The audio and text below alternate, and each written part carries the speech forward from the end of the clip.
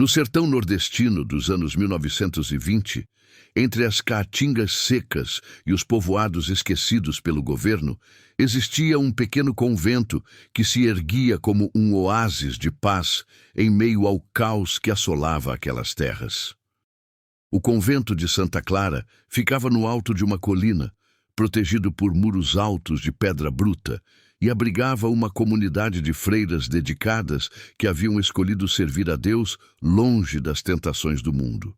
Virgulino Ferreira da Silva, mais conhecido como Lampião, o rei do cangaço, dominava aquela região com seu bando de homens corajosos e destemidos. Sua fama ecoava por todo o Nordeste.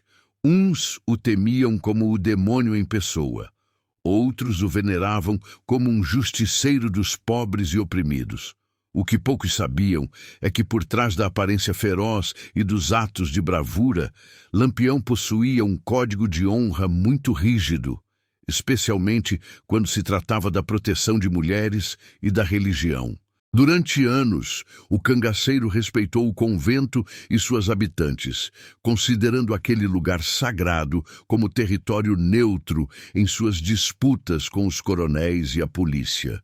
As irmãs, por sua vez, nunca se envolveram nos conflitos locais, dedicando-se apenas às orações, aos trabalhos manuais e ao cuidado dos doentes e necessitados que batiam em suas portas. O convento havia sido fundado em 1890 pela madre fundadora Irmã Francisca, uma mulher extraordinariamente devota que havia dedicado sua vida inteira ao serviço dos mais pobres.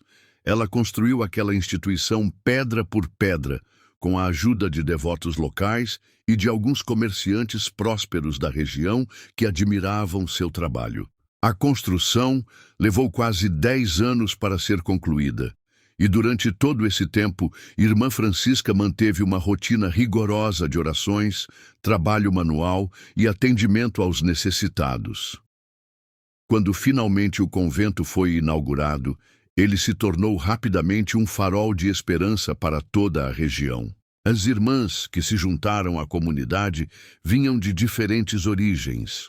Algumas eram filhas de fazendeiros que haviam perdido tudo em secas devastadoras. Outras eram mulheres que haviam sofrido tragédias pessoais e buscavam consolo na vida religiosa. E algumas simplesmente sentiam um chamado genuíno para servir a Deus em clausura. A rotina do convento seguia um ritmo tranquilo e previsível. As irmãs acordavam antes do amanhecer para as primeiras orações, depois se dedicavam aos trabalhos domésticos, ao cultivo da horta, à confecção de artesanatos que vendiam nas feiras locais e ao atendimento dos doentes que procuravam o convento em busca de remédios caseiros e cuidados médicos básicos. Irmã Benedita, que havia assumido o cargo de Madre Superior após a morte da fundadora, mantinha essa tradição com zelo e dedicação. O convento abrigava 15 irmãs de diferentes idades. Além da Madre Superior, havia a Irmã Teresinha, de 70 anos, que cuidava da biblioteca e dos manuscritos antigos. Irmã Mercedes, de 55 anos, responsável pela enfermaria. Irmã Conceição, de 42 anos, que supervisionava a horta e os trabalhos agrícolas, e várias outras irmãs mais experientes que cuidavam dos diferentes aspectos da vida comunitária. Entre as irmãs mais jovens estavam Irmã Esperança, de 20 anos, que havia ingressado no convento após perder toda a família numa epidemia de cólera. Irmã Caridade, de 22 anos, filha de um vaqueiro que morreu num conflito entre fazendeiros. Irmã Pureza, de 19 anos, que havia escolhido a vida religiosa por vocação genuína. Irmã Socorro, de 21 anos, que fugiu de um casamento forçado e encontrou refúgio no convento, e Irmã Glória, de 23 anos, que havia perdido o noivo numa seca e decidiu dedicar sua vida ao serviço divino. Todas essas jovens mulheres haviam encontrado no convento não apenas um lar, mas uma família verdadeira. Elas compartilhavam suas alegrias e tristezas, apoiavam-se mutuamente nos momentos difíceis e juntas construíam uma atmosfera de paz e serenidade que impressionava todos os visitantes. Era comum ver pessoas de povoados distantes fazerem longas caminhadas apenas para participar das missas dominicais e sentir um pouco da tranquilidade que emanava daquele lugar sagrado. Tudo mudou quando chegou ao convento o padre Antônio Salvatore, um homem aparentemente devoto vindo da capital, com cartas de recomendação da igreja e uma eloquência que impressionava a todos. Alto, de cabelos grisalhos e olhos penetrantes, o padre rapidamente ganhou a confiança da Madre Superior e de toda a comunidade religiosa. Suas pregações eram inspiradoras, suas palavras tocavam os corações mais endurecidos, e logo ele se tornou uma figura respeitada em toda a região. O padre Antônio apresentou-se como um missionário especial enviado pela diocese da capital para implementar novas práticas espirituais nos conventos rurais. Ele trazia consigo uma carta oficial assinada pelo próprio bispo, recomendando-o como um sacerdote de excepcional devotamento e conhecimento teológico, especialista em direção espiritual feminina. A carta mencionava ainda que ele havia estudado em Roma e tinha experiência especial no acompanhamento de comunidades religiosas contemplativas. Suas credenciais pareciam impecáveis. Falava latim fluentemente, conhecia detalhes obscuros da liturgia, citava santos e doutores da igreja com facilidade impressionante e demonstrava uma erudição que deixava todos boquiabertos. Durante suas primeiras semanas no convento, ele se comportou de forma exemplar, participando de todas as atividades comunitárias, ajudando nas tarefas práticas e demonstrando uma humildade que cativou até mesmo as irmãs mais cautelosas. O padre Antônio estabeleceu uma rotina rigorosa no convento. Celebrava missas diárias, conduzia confissões particulares com cada uma das irmãs, organizava retiros espirituais e implementou novos métodos de oração que, segundo ele, eram praticados nos grandes mosteiros europeus. As freiras, em sua inocência e devoção, aceitavam todas as suas orientações sem questionar, confiando na autoridade que a batina lhe conferia. Durante o primeiro mês, tudo parecia normal. O padre conduzia as cerimônias religiosas com solenidade e reverência. Suas homilias eram profundas e edificantes, e ele demonstrava um conhecimento impressionante das Escrituras Sagradas. Ele introduziu algumas novidades litúrgicas que, segundo explicava, eram reformas aprovadas pelo Vaticano para modernizar a vida conventual. Uma dessas novidades era a prática de confissões aprofundadas, sessões mais longas de direção espiritual que, segundo o padre, permitiam um exame mais completo da consciência e uma purificação mais efetiva da alma.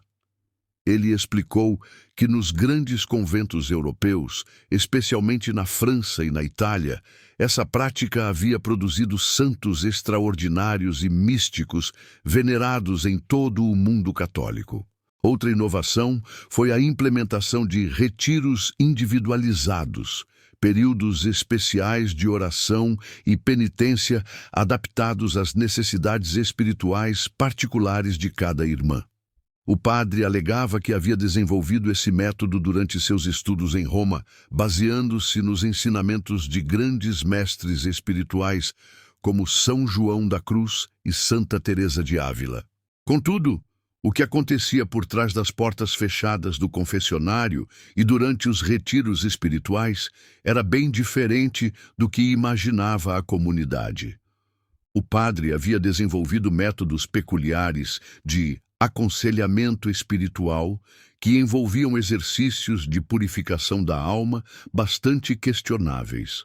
Ele convencia as irmãs mais jovens de que determinadas práticas eram necessárias para alcançar um estado superior de comunhão com o divino.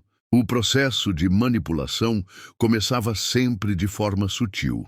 Durante as confissões regulares, o padre Antônio demonstrava uma atenção especial pelas lutas espirituais das irmãs mais jovens, oferecendo-se para orientá-las individualmente fora dos horários normais de confissão. Ele as fazia sentir-se especiais, escolhidas, destinadas a uma santidade superior que exigia métodos excepcionais de purificação. Irmã Esperança, uma jovem de apenas 20 anos que havia ingressado no convento após perder toda a família em uma seca devastadora, foi uma das primeiras a ser submetida aos métodos do padre. Durante as confissões, ele a fazia permanecer horas ajoelhada enquanto a examinava espiritualmente, alegando que precisava verificar se ela estava verdadeiramente livre das influências mundanas. O processo envolvia toques que ela considerava estranhos, mas que o padre justificava como necessários para expulsar os demônios da vaidade feminina. O padre Antônio havia estudado psicologia antes de entrar no seminário e usava esse conhecimento de forma perversa para manipular suas vítimas. Ele sabia exatamente como criar dependência emocional, como instalar sentimentos de culpa e como usar a autoridade religiosa para inibir questionamentos. Com Irmã Esperança, ele começou identificando suas inseguranças mais profundas, o sentimento de culpa por ter sobrevivido quando toda sua família morreu, a dúvida sobre sua vocação religiosa, o medo de não ser digna do amor de Deus. "Minha filha", dizia ele com voz paternal durante as primeiras sessões, "vejo em você uma alma extraordinariamente pura. Mas também percebo que carrega feridas profundas que podem impedir sua ascensão espiritual. Deus me mostrou que você foi escolhida para uma missão especial, mas antes precisa passar por um processo de purificação que poucos santos na história da Igreja tiveram coragem de enfrentar." Essas palavras mexiam profundamente com a jovem, que sempre havia se sentido diferente das outras irmãs. O padre continuava: "Os exercícios que vou lhe ensinar são conhecidos apenas pelos grandes místicos. São métodos que Santa Teresa de Ávila praticava em segredo, que São João da Cruz usava para alcançar a união perfeita com Deus, mas são tão sagrados e poderosos que devem ser mantidos em absoluto sigilo. Se outras pessoas soubessem, poderiam tentar imitá-los sem ter a pureza necessária, e isso seria muito perigoso para suas almas." Dessa forma, o padre criava um ambiente de exclusividade e sigilo que impedia a Irmã Esperança de compartilhar suas experiências com as outras irmãs. Ele a convencia de que havia sido especialmente escolhida por Deus, mas que essa escolha implicava também uma responsabilidade enorme de manter os segredos que lhe seriam revelados. Os exercícios começaram de forma aparentemente inocente. O padre pedia para que ela permanecesse em posições de oração desconfortáveis por longos períodos, alegando que isso fortalecia a vontade e purificava o espírito. Depois, introduziu elementos que chamava de exame espiritual do corpo, explicando que era necessário verificar se ela havia se libertado completamente das vaidades mundanas. "O corpo é o templo da alma", explicava ele, "e um templo impuro contamina a alma que nele habita. Preciso verificar se você conseguiu transcender completamente a consciência corporal que ainda aprende ao mundo material. Isso requer um exame cuidadoso, realizado por alguém que já alcançou esse estado de purificação." A jovem, em sua inocência e confiança na autoridade religiosa, aceitava essas explicações, mesmo sentindo um desconforto crescente. O padre era hábil em perceber suas hesitações e imediatamente as interpretava como resistência espiritual, que precisava ser vencida através de mais exercícios e maior dedicação. Irmã Caridade, outra jovem religiosa de 22 anos, também passou a ser convocada regularmente para sessões especiais de fortalecimento espiritual. O padre a convencia de que ela possuía uma alma especialmente pura e que, por isso, precisava de cuidados especiais para não ser corrompida pelas energias negativas que rondavam o convento. Essas sessões aconteciam sempre após o pôr do sol, quando as outras irmãs já haviam se recolhido para o descanso. Com Irmã Caridade, a abordagem foi ligeiramente diferente. O padre identificou nela uma personalidade mais questionadora e decidiu usar uma estratégia baseada no medo e na culpa. Ele começou a convencê-la de que havia percebido sinais preocupantes em sua vida espiritual. Pequenas vaidades, pensamentos impuros, resistência à vontade divina que poderiam comprometer não apenas sua própria salvação, mas também a de toda a comunidade. Minha cara filha, dizia ele com expressão grave, tenho a obrigação, como seu diretor espiritual, de alertá-la sobre alguns perigos que percebo em sua alma. Durante as missas, notei que você às vezes se distrai, olha pela janela, pensa em coisas do mundo exterior. Isso pode parecer insignificante, mas são sinais de que Satanás está tentando criar uma brecha em sua armadura espiritual. Irmã Caridade, que realmente às vezes se pegava pensando em sua família ou observando os pássaros durante as cerimônias mais longas, ficou profundamente perturbada com essas palavras. O padre continuou, mas não se desespere. Deus, em sua infinita misericórdia, me deu os meios para ajudá-la. Existem exercícios especiais de purificação que podem eliminar essas tendências perigosas antes que se transformem em pecados mortais. Porém, são métodos que exigem coragem e total obediência à orientação espiritual. Dessa forma, ele criava um senso de urgência e de dependência que fazia com que a jovem aceitasse qualquer coisa que ele propusesse, por mais estranha que parecesse. Os exercícios de purificação que ele prescrevia para a Irmã Caridade incluíam longas sessões de exame de consciência, durante as quais ela deveria relatar em detalhes todos os seus pensamentos, mesmo os mais íntimos, e submeter-se a penitências físicas, que, segundo o padre, eram necessárias para fortalecer sua resistência às tentações. A Madre Superior, Irmã Benedita, uma senhora de 60 anos que dirigia o convento há mais de 2 décadas, começou a perceber mudanças sutis no comportamento das irmãs mais novas. Elas pareciam mais retraídas, evitavam o contato visual durante as refeições comunitárias e demonstravam um nervosismo constante quando o padre se aproximava. Contudo, sempre que ela tentava conversar com elas sobre o assunto, as jovens religiosas desconversavam ou alegavam estar tudo bem, apenas passando por um período de maior introspecção espiritual. Irmã Benedita havia dedicado quase toda a sua vida adulta ao convento. Ingressou como noviça aos 18 anos, passou por todos os estágios da formação religiosa e havia sido eleita Madre Superior pelas próprias irmãs, devido à sua sabedoria, justiça e dedicação exemplar.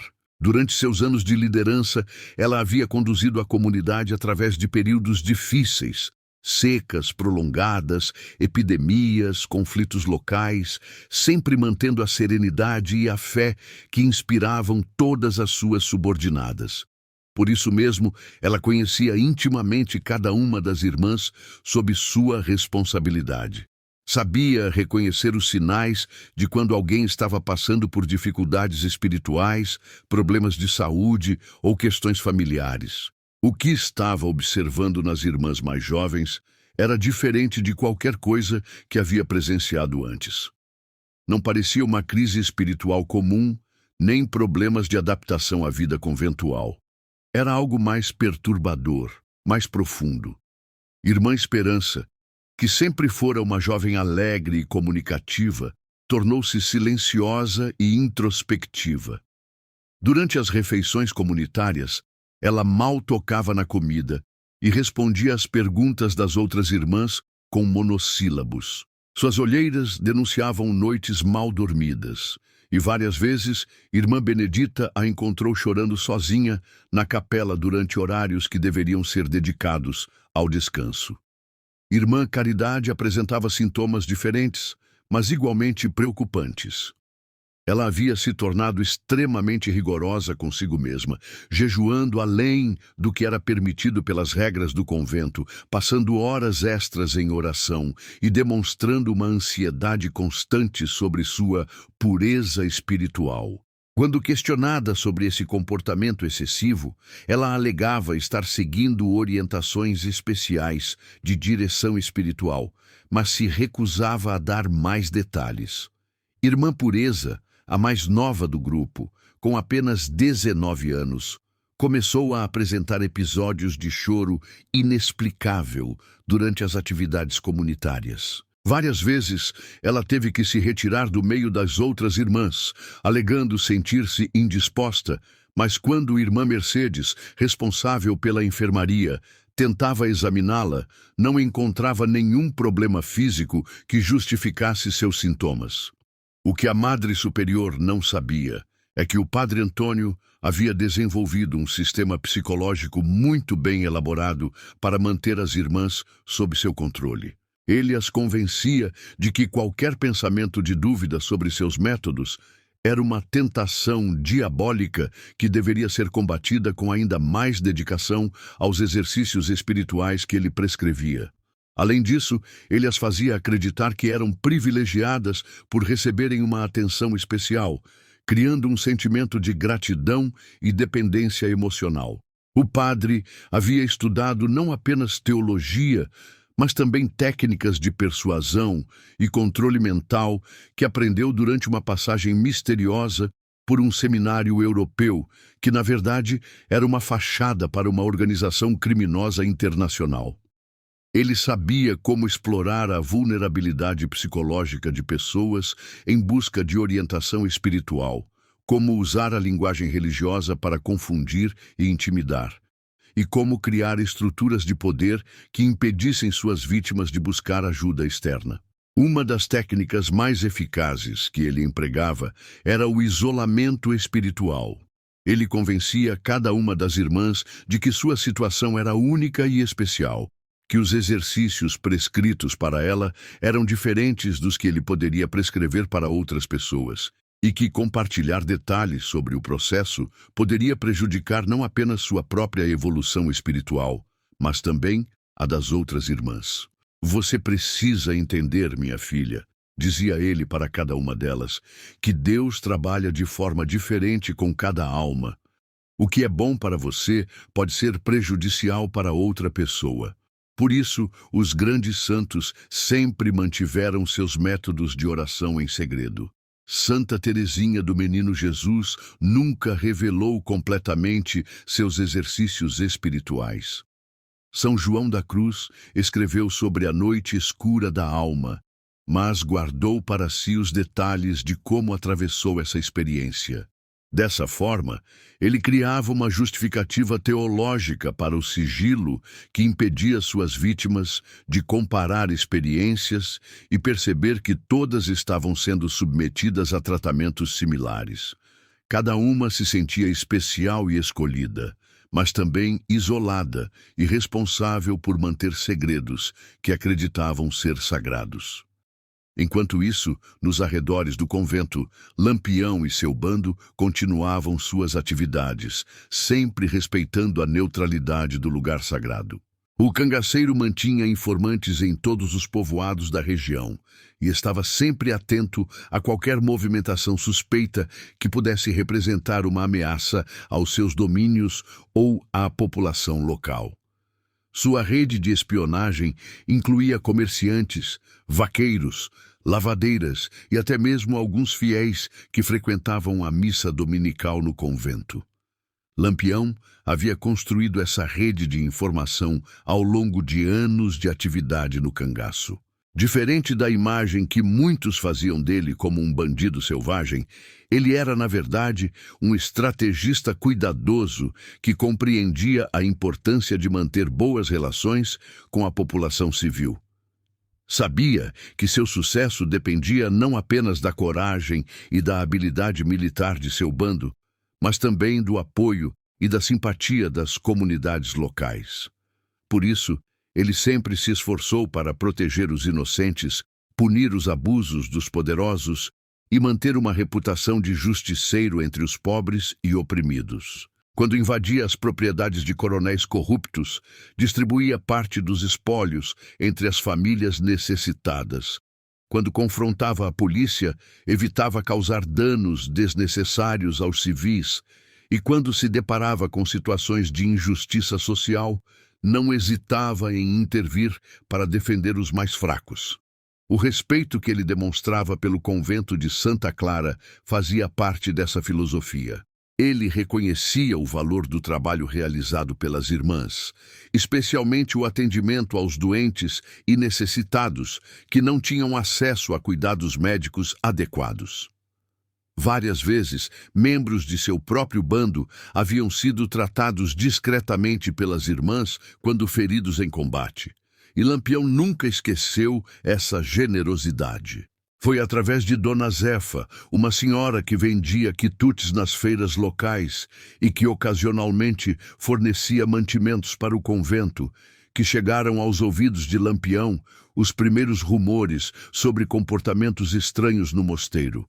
Dona Zefa havia notado que as irmãs que vinham fazer as compras pareciam diferentes, mais caladas, mais assustadas, como se carregassem um peso invisível sobre os ombros. Dona Zefa era uma mulher observadora e experiente, que havia criado 7 filhos e ajudado a criar vários netos. Tinha o olho treinado para reconhecer quando alguém estava sofrendo, especialmente quando se tratava de mulheres jovens. Ela conhecia as irmãs do convento há mais de 15 anos, desde que começou a fornecer farinha, rapadura e outros mantimentos para a comunidade religiosa. "Capitão", disse ela a Lampião durante um de seus encontros discretos, "tem coisa esquisita acontecendo naquele convento. As irmãs que eu conheço há anos estão mudadas, parecem ter perdido aquela alegria serena que sempre tiveram. E tem mais. Algumas vezes eu vi elas saírem do confessionário com os olhos vermelhos de tanto chorar, mas quando pergunto se está tudo bem, elas desviam o olhar e saem correndo." Dona Zefa continuou seu relato com detalhes que intrigaram ainda mais o cangaceiro. Irmã Esperança, aquela menina doce que perdeu a família toda na seca de 1918, sempre foi muito comunicativa comigo. Me perguntava sobre minha família, queria saber notícias dos povoados, às vezes até me pedia para trazer algum doce especial que lembrava da infância. Mas nos últimos meses, ela mal fala comigo. Quando vem buscar os mantimentos, faz tudo correndo, como se tivesse medo de alguma coisa. A comerciante também mencionou mudanças no comportamento de outras irmãs. Irmã Caridade sempre foi uma menina forte, determinada. Quando chegou ao convento, me contou toda a história dela. Como perdeu o pai numa briga de fazendeiros, como a mãe ficou doente de desgosto, como ela decidiu se tornar freira para encontrar paz. Mas agora ela parece uma sombra. Emagreceu muito, tem olheiras fundas, e quando fala comigo é só sobre pecado e purificação. Não é normal, capitão. Lampião, que apesar de sua vida fora da lei, mantinha um profundo respeito pelas tradições religiosas e pela proteção dos indefesos, ficou intrigado com essas informações. Ele sabia que as irmãs do convento de Santa Clara eram conhecidas em toda a região pela alegria genuína e pela paz que irradiavam, fruto de uma fé verdadeira e de uma vida dedicada ao bem. Se algo estava perturbando essa harmonia, ele precisava investigar. O cangaceiro tinha suas próprias razões pessoais para se preocupar com o bem-estar das comunidades religiosas. Sua mãe, Dona Maria José, havia sido uma mulher extremamente devota, que lhe ensinou desde pequeno a respeitar a igreja e a proteger os indefesos. Mesmo depois de entrar na vida do cangaço por motivos de vingança e justiça, Lampião nunca esqueceu essas lições maternas. Além disso, ele entendia que instituições como o Convento de Santa Clara eram fundamentais para a estabilidade social da região.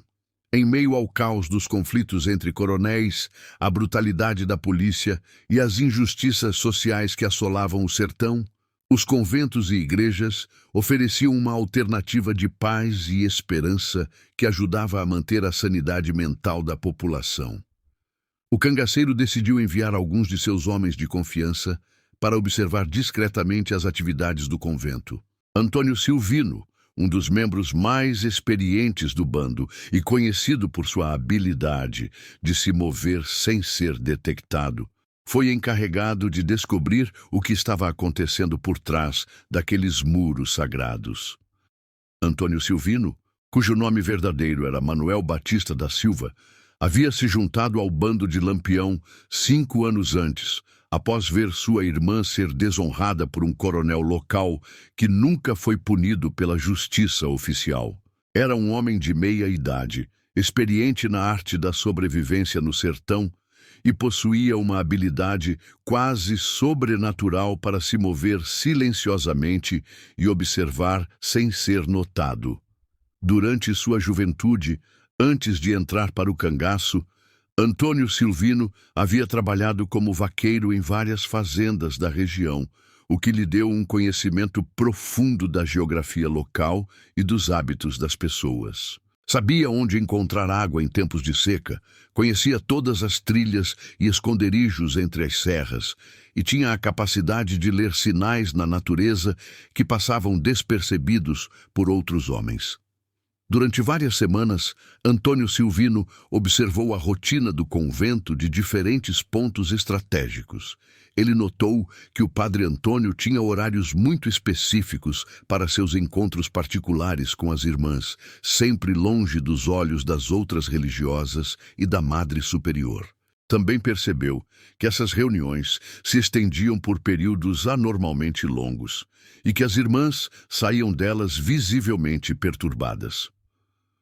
O cangaceiro experiente posicionou-se em locais estratégicos ao redor do convento, numa árvore frondosa que crescia próxima ao muro oeste, numa grota escondida entre as pedras da encosta norte e até mesmo no campanário de uma capelinha abandonada que ficava a algumas centenas de metros do mosteiro. De cada um desses pontos, ele conseguia observar diferentes aspectos da vida conventual sem ser detectado. O que ele viu ao longo das semanas de vigilância confirmou as suspeitas que haviam sido plantadas pelo relato de Dona Zefa. As irmãs mais jovens demonstravam comportamentos anormais, evitavam certas áreas do convento em determinados horários, pareciam nervosas durante as refeições comunitárias e várias vezes ele as viu chorando sozinhas nos jardins ou na capela. Mais perturbador ainda era o comportamento do próprio padre Antônio. Antônio Silvino notou que o religioso tinha uma rotina muito diferente da de outros padres que ele havia observado ao longo de sua vida. Em vez de passar o tempo em estudos teológicos, preparação de sermões ou trabalhos comunitários, o padre dedicava horas excessivas aos encontros particulares com as irmãs mais jovens. Uma noite, enquanto se escondia entre as árvores próximas ao muro do convento, Antônio Silvino conseguiu ouvir fragmentos de uma conversa que o deixou profundamente perturbado. O padre Antônio estava convencendo uma das irmãs mais novas de que ela precisava se submeter a um ritual especial de purificação que deveria ser mantido em absoluto segredo, pois apenas almas escolhidas poderiam compreender sua importância espiritual. "Minha filha", dizia o padre com voz sedosa, "Deus me revelou que você possui uma alma especialmente pura, mas que está sendo atacada por forças malignas que tentam corrompê-la. Para protegê-la, preciso realizar alguns procedimentos que podem parecer estranhos, mas que são conhecidos apenas pelos santos mais elevados. Você confia em mim, não confia?" A voz trêmula da jovem irmã respondeu: "Sim, padre, mas eu não entendo por que esses exercícios me fazem sentir tanta confusão. Às vezes tenho pesadelos e sinto como se..." "Exatamente. interrompeu o padre. Esses pesadelos são sinais de que o demônio está tentando afastá-la do caminho da santidade. Precisamos intensificar os tratamentos. E lembre-se, se você contar para alguém sobre nossos exercícios espirituais, estará dando uma vitória para Satanás e colocando em risco a salvação de sua alma e de todas as suas irmãs. Antônio Silvino sentiu um frio na espinha ao ouvir essas palavras. Mesmo sendo um homem rude e acostumado com a violência do cangaço, ele reconheceu imediatamente a natureza predatória do comportamento do padre. Cresceu numa família católica tradicional, conhecia as práticas normais da igreja e sabia que o que estava ouvindo não tinha nada a ver com orientação espiritual legítima. O cangaceiro continuou sua vigilância por mais alguns dias, coletando evidências adicionais do comportamento suspeito do padre. Ele observou que o religioso tinha padrões de comportamento completamente diferentes quando estava na presença da Madre Superior e das irmãs mais velhas, comparado com seu comportamento durante os encontros particulares com as jovens. Na presença da comunidade geral, o padre Antônio era a imagem da piedade e da correção religiosa. Falava com reverência sobre as virtudes da vida contemplativa, citava abundantemente as escrituras sagradas e demonstrava um conhecimento teológico que impressionava até mesmo a experiente Madre Superior. Participava de todas as atividades comunitárias com aparente devoção, ajudava nas tarefas práticas do convento e mantinha uma postura de humildade que conquistava a simpatia de todos. Contudo, durante os encontros privados que Antônio Silvino conseguiu observar parcialmente através das frestas das janelas, o padre transformava-se numa pessoa completamente diferente. Sua linguagem corporal mudava, tornando-se mais dominadora e intimidante. Sua voz adquiria um tom hipnótico e manipulador, e seus métodos de direção espiritual incluíam elementos que claramente extrapolavam qualquer prática religiosa legítima. Sabia que precisava relatar tudo a Lampião o mais rápido possível. Na manhã seguinte, Antônio Silvino cavalgou até o esconderijo onde Lampião e seu bando estavam acampados, uma gruta escondida entre as pedras da serra. O cangaceiro escutou o relato de seu subordinado com uma expressão cada vez mais sombria.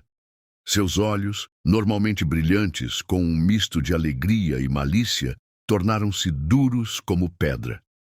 Esse desgraçado está se aproveitando da fé e da inocência dessas mulheres, murmurou Lampião, apertando os punhos até os nós dos dedos ficarem brancos. Está usando a batina como disfarce para cometer as piores baixezas. Isso não pode continuar. A gruta onde o bando estava acampado ficava numa região montanhosa a cerca de 2 léguas do convento. Era um esconderijo que Lampião usava há vários anos, pois oferecia múltiplas rotas de fuga, tinha uma fonte de água potável e era praticamente impossível de ser detectado pela polícia. As paredes de pedra protegiam do vento e da chuva, e a entrada era disfarçada por uma cortina natural de vegetação que a tornava invisível para observadores casuais. O bando estava em sua formação completa naquela manhã, cerca de 30 homens experientes, todos armados e prontos para qualquer eventualidade. Além de Corisco, o braço direito de Lampião, estavam presentes outros cangaceiros famosos como Sabonete, Azulão, Moita Brava e Volta Seca. Cada um deles havia se juntado ao grupo por razões pessoais, alguns por vingança, outros por justiça, alguns simplesmente pela aventura e pela liberdade que a vida do cangaço proporcionava. Corisco, o braço direito de Lampião, também estava presente e compartilhava da indignação do líder. Capitão, é melhor agirmos rápido. Quem sabe quantas dessas pobres irmãs já sofreram nas mãos desse falso padre? E o pior é que elas nem sabem que estão sendo enganadas. Cristino Gomes da Silva Cleto, conhecido como Corisco, era um homem de temperamento explosivo, mas profundamente leal a Lampião. Havia se juntado ao bando 5 anos antes, após sua família ser massacrada pela polícia em represália a ações de cangaceiros na região. Sua sede de vingança havia se transformado, com o tempo, numa dedicação fanática à causa do cangaço e à pessoa de Lampião, a quem considerava mais que um líder. Via nele um irmão e um exemplo de coragem. Dadá, a companheira de Lampião, que havia se juntado ao grupo havia poucos anos, mas já ganhara o respeito de todos pela sua coragem e inteligência, também deu sua opinião. Virgulino, precisamos ser muito cuidadosos. Se agirmos de forma precipitada, podemos acabar traumatizando ainda mais essas irmãs. Elas provavelmente nem compreendem completamente o que está acontecendo. Precisamos de um plano que proteja a dignidade delas. O Maria Bonita, cujo nome verdadeiro era Maria Gomes de Oliveira, havia se tornado não apenas a companheira romântica de Lampião, mas também uma conselheira respeitada dentro do bando. Sua inteligência natural e sua compreensão das questões femininas a tornavam especialmente valiosa em situações como essa, onde a sensibilidade e a delicadeza eram tão importantes quanto a coragem e a determinação. Lampião concordou com a ponderação de Dadá. Ele sabia que uma invasão violenta do convento, mesmo sendo justificada, poderia causar mais danos às vítimas do que ao próprio criminoso. Era necessário um plano mais sutil, que permitisse expor a verdade sem destruir a reputação do convento ou prejudicar a fé das irmãs inocentes. Durante as horas seguintes, sentado numa pedra lisa no interior da gruta, Lampião refletiu profundamente sobre a situação. Ele havia enfrentado coronéis corruptos, policiais brutais e bandidos sem escrúpulos, mas nunca havia se deparado com um caso tão complexo quanto esse. A violação da confiança religiosa era algo que o perturbava profundamente, não apenas por suas convicções pessoais, mas também pelo impacto que isso poderia ter em toda a comunidade local. Durante os dias seguintes, Lampião elaborou cuidadosamente sua estratégia. Primeiro, ele precisava de mais evidências concretas do comportamento criminoso do padre. Segundo, precisava encontrar uma forma de alertar a Madre Superior sem colocar as irmãs em perigo. Terceiro, precisava garantir que o padre fosse punido de forma exemplar, servindo de aviso para outros que pudessem ter intenções similares. O cangaceiro sabia que não podia simplesmente invadir o convento e capturar o padre, mesmo tendo certeza de sua culpabilidade. Isso violaria o caráter sagrado do lugar e poderia traumatizar ainda mais as vítimas. Também não podia alertar as autoridades civis, pois sabia que muitas vezes a própria polícia estava envolvida em esquemas de corrupção e poderia encobrir o caso. A solução precisava vir de dentro da própria igreja, através de pessoas íntegras que tivessem autoridade moral e eclesiástica para confrontar o falso padre. Mas primeiro era necessário reunir evidências irrefutáveis, que pudessem convencer até mesmo os mais céticos sobre a gravidade da situação. O cangaceiro decidiu usar seus contatos na região para se aproximar do convento de forma discreta. Ele sabia que Frei Joaquim, um franciscano idoso que ocasionalmente visitava o mosteiro para realizar cerimônias especiais, era um homem íntegro e de confiança. Lampião enviou uma mensagem cifrada para o Frei, pedindo um encontro urgente em local seguro. Frei Joaquim Almeida era uma figura respeitada em toda a região nordestina. Aos 70 anos de idade, havia dedicado mais de 4 décadas da vida ao serviço religioso, percorrendo povoados isolados, celebrando missas em capelas distantes e oferecendo conforto espiritual a comunidades que raramente recebiam a visita de um sacerdote.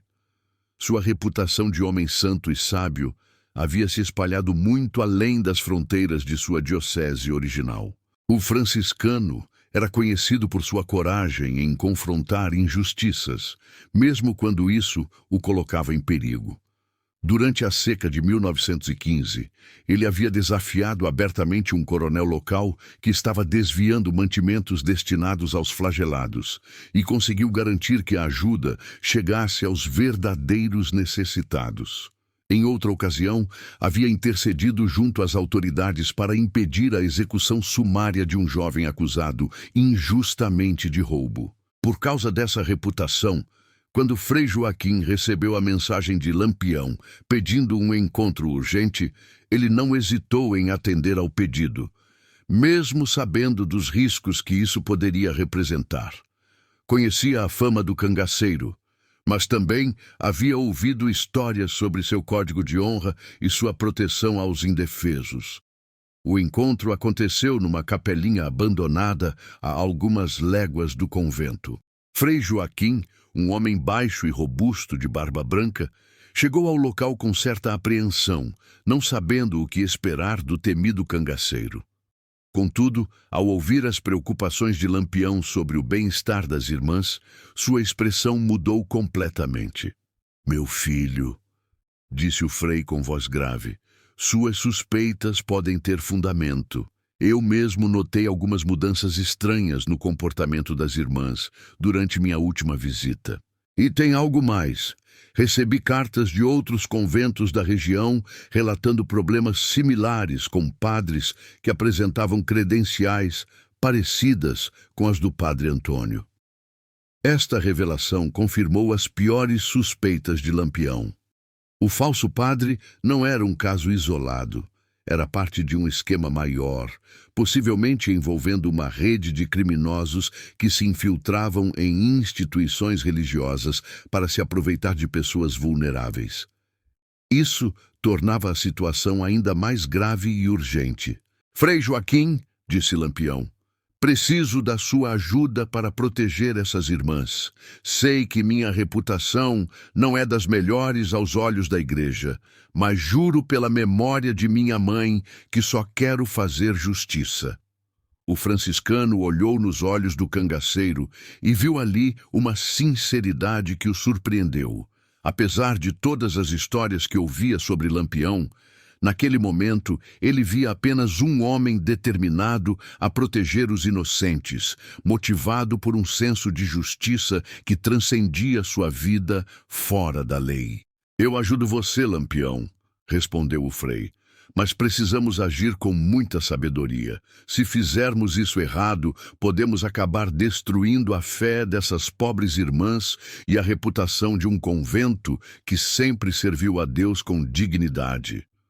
Esta era apenas o começo de uma operação cuidadosamente planejada que determinaria o destino do falso padre e, mais importante ainda, a recuperação e proteção das irmãs que haviam sido suas vítimas.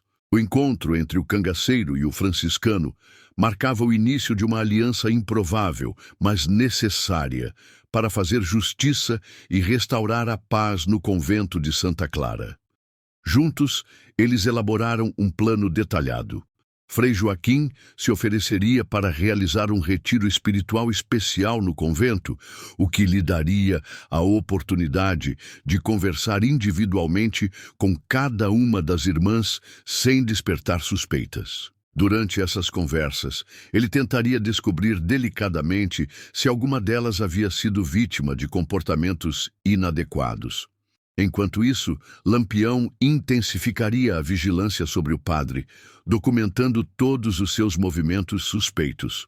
Ele também enviaria mensagens discretas para outros líderes religiosos da região, alertando-os sobre a possível presença de falsos padres em seus territórios. O plano começou a ser executado na semana seguinte. Frei Joaquim chegou ao convento numa manhã de segunda-feira, carregando sua pequena bagagem e um sorriso caloroso que logo conquistou a simpatia de todas as irmãs.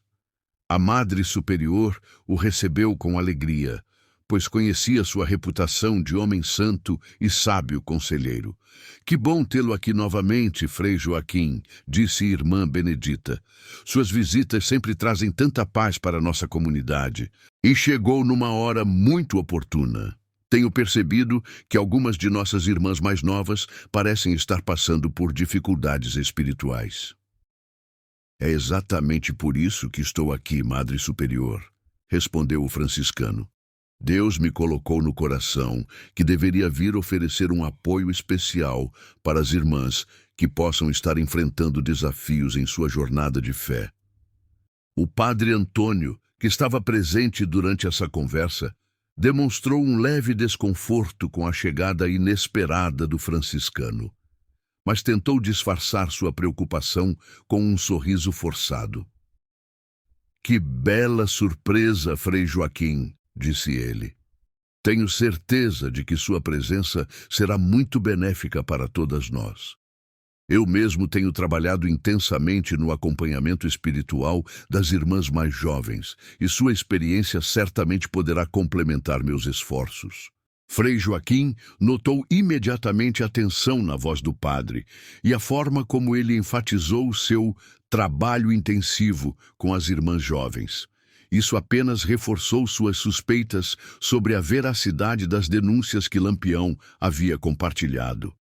Durante os primeiros dias do retiro, Frei Joaquim conduziu palestras gerais sobre vida espiritual e oração, ganhando gradualmente a confiança de toda a comunidade.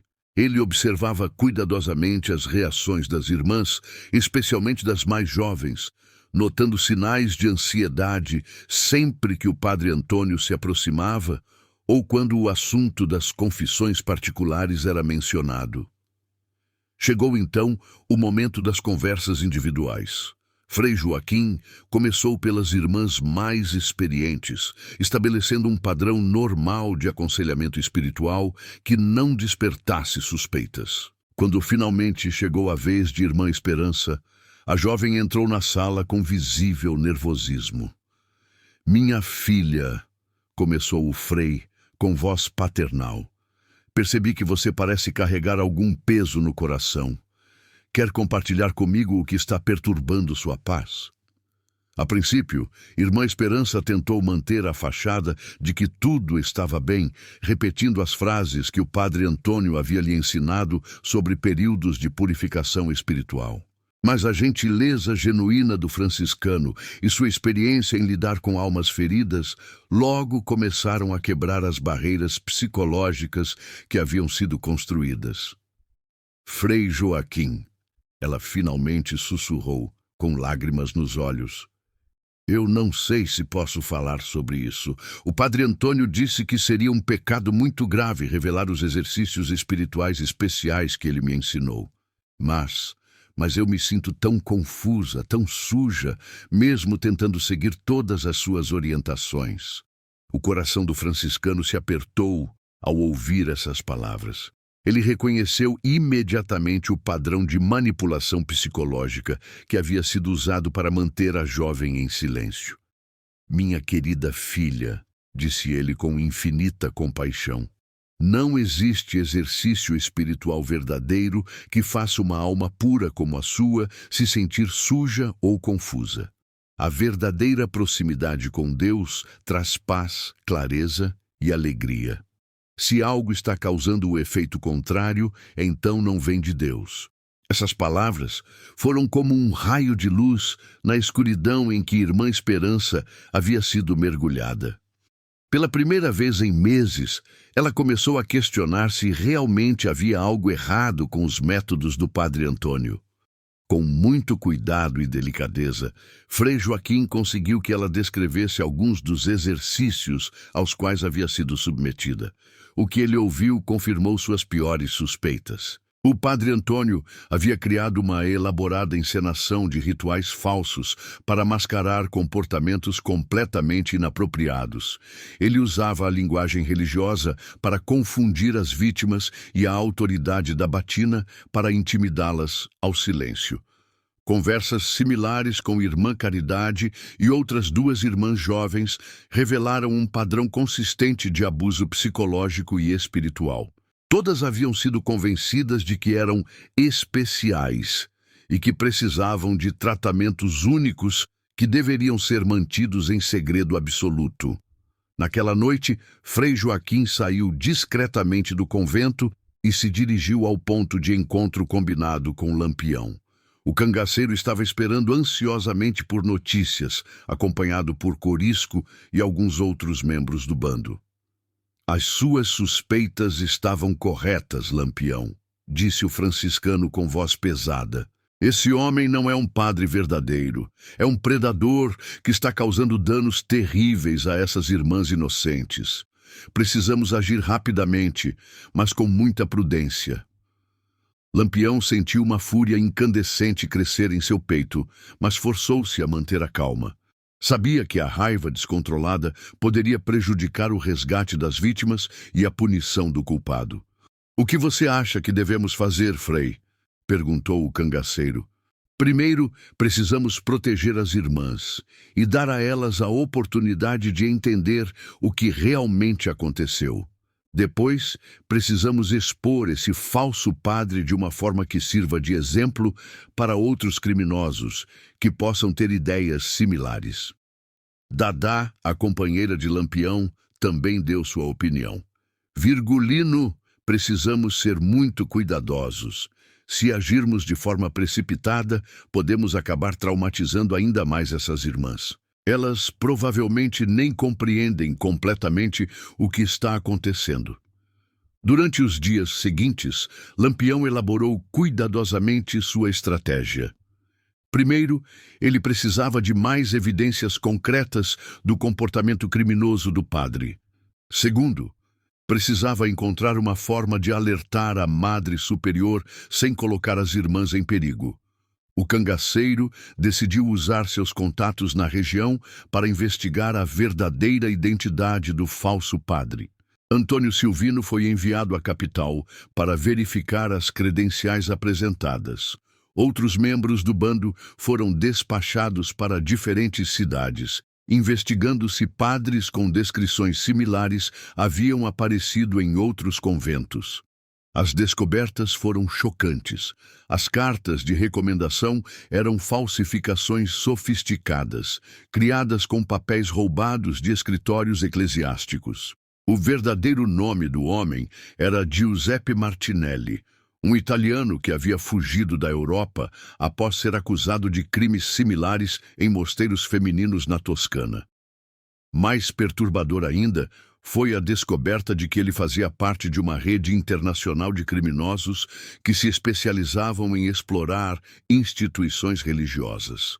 Pelo menos 6 conventos da região haviam sido vítimas de homens com métodos similares. Enquanto essas investigações prosseguiam, Frei Joaquim continuava seu trabalho cuidadoso de recuperação psicológica com as irmãs vítimas. Gradualmente, elas começaram a compartilhar suas experiências umas com as outras, descobrindo que não estavam sozinhas em seu sofrimento. "Vocês sempre souberam, no fundo do coração, que aquilo não estava certo", disse Frei Joaquim durante uma sessão de grupo. "A voz de Deus nunca foi silenciada completamente em vocês." Giuseppe Martinelli, experiente em seus crimes, havia começado a perceber que algo estava errado. A influência crescente de Frei Joaquim sobre as irmãs que ele havia controlado não passou despercebida. Ele notou mudanças sutis no comportamento de suas vítimas e decidiu que era hora de desaparecer. Mas o que Giuseppe não sabia era que Lampião havia antecipado essa possibilidade. Desde o início da investigação, eles haviam montado um cerco discreto ao redor do convento. Na noite de quinta-feira, Giuseppe tentou executar sua fuga. Aguardou até que todas as irmãs se recolhessem. Depois, discretamente, empacotou seus pertences e se dirigiu à saída dos fundos do convento.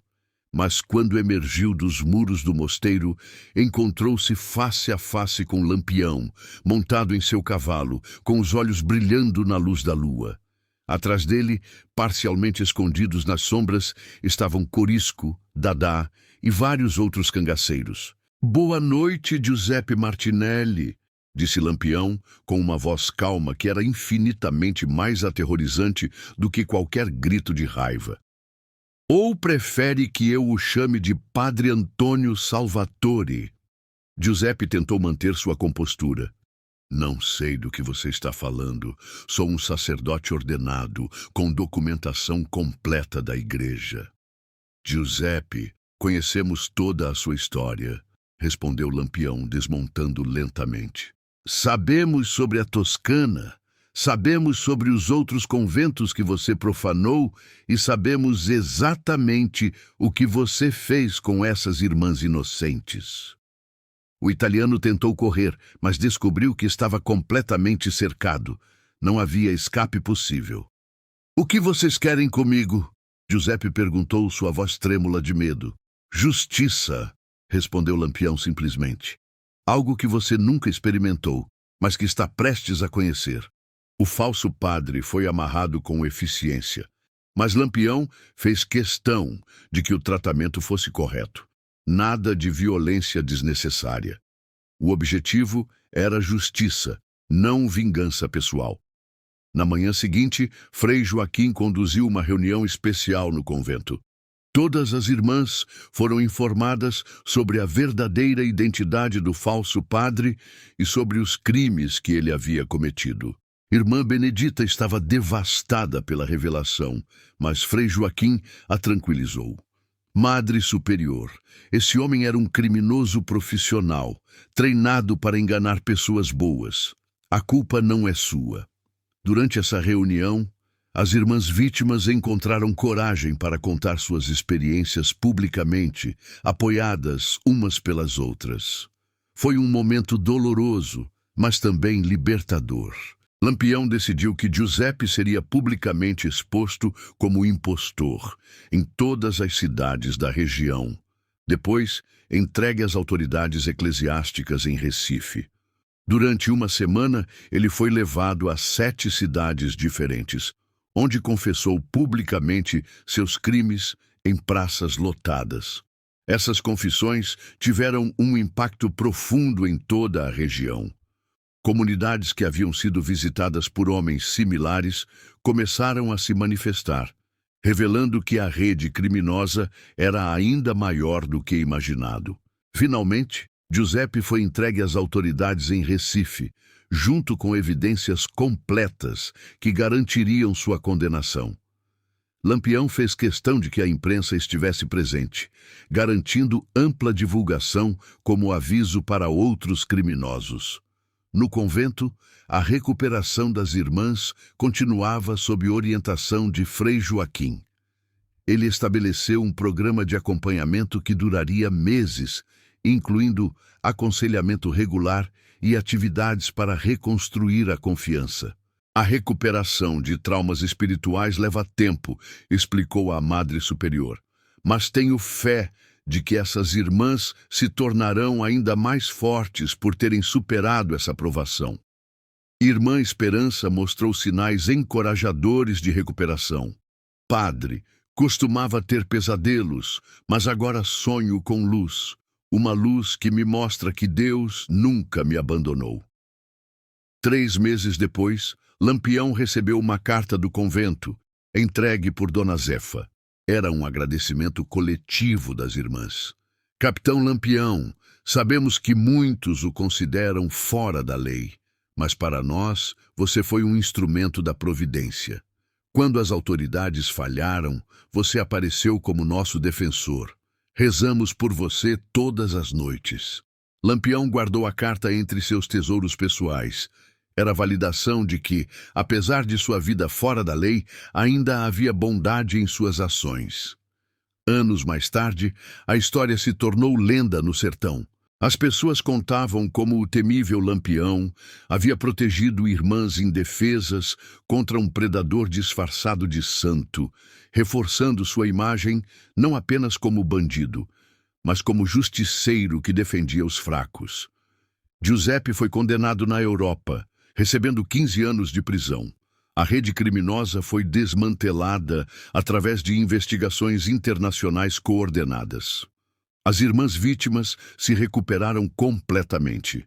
Irmã Esperança se tornou líder da comunidade, conhecida por sua sabedoria especial com pessoas que sofreram abusos. Irmã Caridade dedicou-se ao trabalho com crianças órfãs. O convento de Santa Clara implementou novos protocolos de segurança baseados nas recomendações de Frei Joaquim. Nunca mais um padre seria aceito sem verificação tripla de credenciais. Lampião nunca falou publicamente sobre seu papel no caso, mantendo sua modéstia característica. Mas a história se tornou uma das mais contadas no sertão, mostrando que, às vezes, a justiça vem de fontes inesperadas. A lenda cresceu com o tempo, mas no centro permanecia uma verdade simples. Quando as autoridades falharam e as vítimas não tinham para onde se voltar, um cangaceiro com coração de justiceiro se levantou para defendê-las. E nesse ato, ele mostrou que a verdadeira medida de uma pessoa não está em como a sociedade a rotula, mas em como ela trata os indefesos. O convento de Santa Clara continuou servindo sua comunidade por décadas, mas agora com uma história adicional.